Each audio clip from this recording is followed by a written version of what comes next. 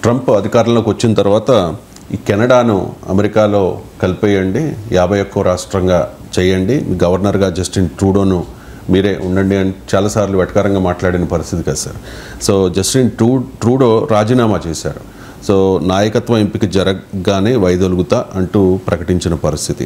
So Trudeau రాజీనామా గల కారణాలు ఏంటి సార్? ట్రంప్ ఎఫెక్ట్ ఎంతవరకు ఉండొచ్చు? ప్రతిదాన్ని లింక్ చేయకూడదండి.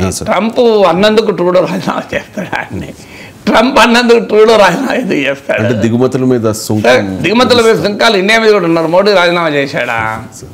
ఇండియా కూడా మీద కూడా పెడతా అన్నాడు కదా, ఇంకెక్కువ పెడతా అన్నాడు కెనడా కన్నా. ఇప్పుడు కెనడా కన్నా ఎక్కువ సుంకాలు భారతదేశం మీద వేస్తా అన్నాడు. మోడీ రాజీనామా చేశాడా? చైనా పైన సుంకాలు విధించాడు. జింపింగ్ రాజీనామా చేశాడా? బ్రెజిల్ పైన సుంకాలు విధించాడు. మరి బ్రెజిల్ ప్రెసిడెంట్ రాజీనామా చేశాడా? మనము అంత సూపర్ఫిషియల్గా లింక్ చేసి మాట్లాడకూడదండి. ఇప్పుడు మోడీ కూడా రాజీనామా చేయాలి కదా, మన పైన కూడా సుంకాలు పెట్టాడు కదా. అందువల్ల ట్రంప్ సుంకాలు పెడితే ప్రభుత్వాలు మారుతాయా అని, ఆమె సుంకాలు పెడితే దాన్ని ఎదుర్కొంటారు తప్ప సుంకాలు విధిస్తే ప్రభుత్వాలు మారుతాయి అనే కంక్లూజన్ చాలా ఆశ్చర్యకరమైంది. ట్రంప్ బెదిరింపుల వల్ల ట్రూడో రాజీనామా చేస్తాడా? సో ట్రంప్ బెదిరింపుల వల్ల ప్రపంచంలో ఏ దేశంలో ఎవరు రాజీనామా చేశాడు? సుంకాలు ఇవాళ కొత్తగా వచ్చాయా? ట్రంప్ 2016-20 కూడా పెట్టాడు కదా సుంకాలు. మరి అప్పుడు ట్రూడో ఎందుకు అయ్యాడు ప్రైమ్ మినిస్టరు? అందువల్ల ఒకదానికి మనం ఎప్పుడు లింకులు చేయకూడదు. ట్రూడో రాజీనామాకు అనేక ఫ్యాక్టర్స్ ఉన్నాయి. ఒకటి, ఆయన పాపులారిటీ రేటింగ్ ఘోరంగా పడిపోయింది. ఆయన గెలిచినప్పుడు 63% of the people liberal party పట్ల, ట్రూడో నాయకత్వం పట్ల విశ్వాసాన్ని ప్రకటించారు. ఇప్పుడు తాజాగా వస్తున్నటువంటి రిపోర్ట్స్ అయితే 30% పడిపోయిందని, నిన్న మళ్ళీ ఒక ఒపీనియన్ పోల్ చూసాను, 16% పడిపోయిందని.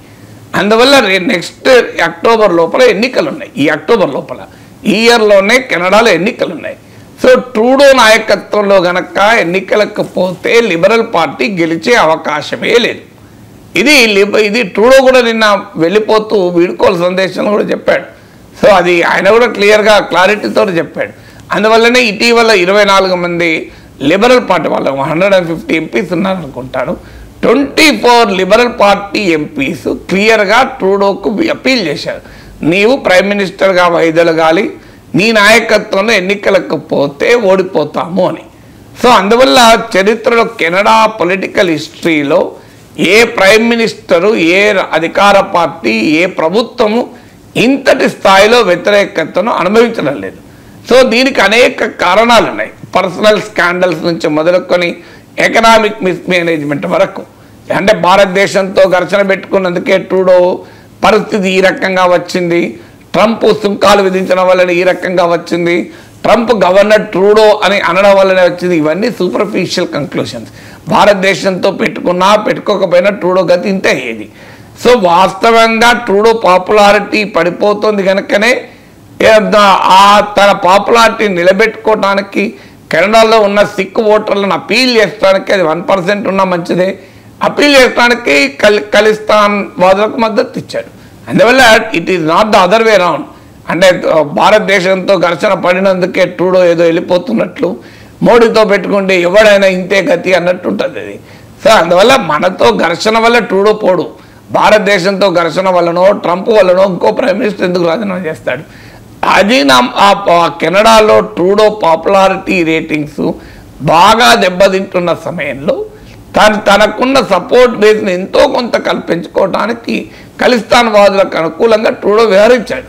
సో అందువల్ల బేసిక్ పాయింట్ ఇది పర్సనల్ స్కాండల్స్ నుంచి మొదలుకొని లగ్జరీ రిసార్ట్లలో ప్రభుత్వ ధనాన్ని వృధా చేసి తన ఫ్రెండ్కి సంబంధించిన లగ్జరీ రిసార్ట్లో గడిపాడు నుంచి మొదలుకొని అనేక రకాలైనటువంటి వివాదాలు, వ్యక్తిగత వివాదాలతో చుట్టుకున్నాడు.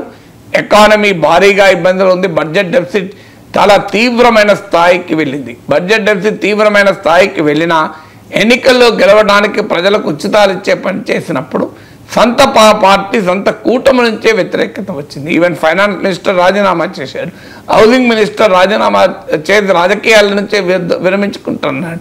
మిత్రపక్షాలు ఆఖరికి మీకు లిబరల్ పార్టీకి అండగా ఉన్న ఖలిస్తాన్ వాదుల నాయకత్వంలో ఉన్న పార్టీ కూడా ట్రూడోకు మద్దతు ఉపసంహరించుకుంది.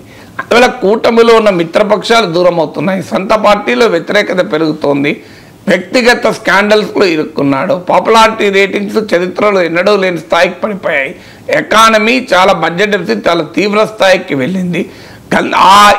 ఈ అంటే పొలిటికల్ ఎకనామిక్ క్రైసిస్ అన్నీ చుట్టుముట్టే వరకు ఇక ఈయన నాయకత్వంలో కనుక ఎన్నికలకు పోతే ఓడిపోవడం తథ్యమని ఎప్పుడైతే అధికార లిబరల్ పార్టీకి అర్థమైందో పార్టీ నుంచి ప్రెషర్ మొదలైంది, మిత్రపక్షాల నుంచి ప్రెషర్లు మొదలైంది కనుక ఆయన లిబరల్ పార్టీ నాయకత్వాన్ని రాజీనామా చేశాడు, ప్రైమ్ మినిస్టర్ కూడా రాజీనామా చేయాల్సి వచ్చింది.